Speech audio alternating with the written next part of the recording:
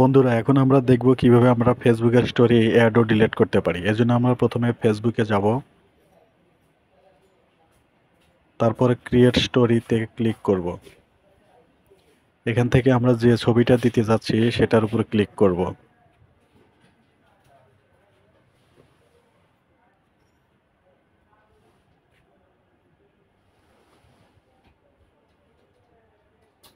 এখানে এসে দেখুন আমাদের ছবিটা এখানে দেখাচ্ছে।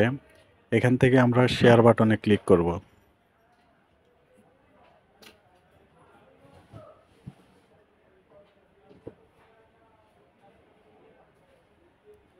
এখান থেকে আমরা নট নাও বাটনে ক্লিক করব।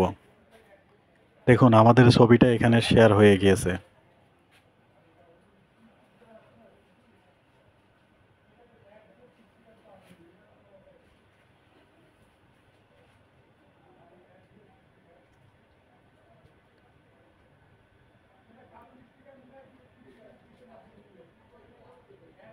এবার আমরা দেখব কিভাবে আমরা স্টোরিটা ডিলিট করতে পারি। এর জন্য আমরা আবার আমাদের স্টোরিটার উপর ক্লিক করব, যেটা আপলোড করে রাখছি। এরপর স্টোরির উপরের থ্রি ডটে ক্লিক করব। এখান থেকে ডিলিট ফটোতে ক্লিক করব।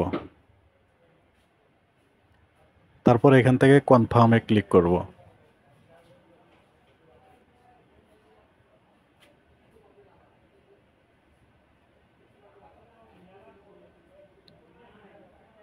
দেখুন বন্ধুরা, আমাদের স্টোরিটা কিন্তু চলে গেছে।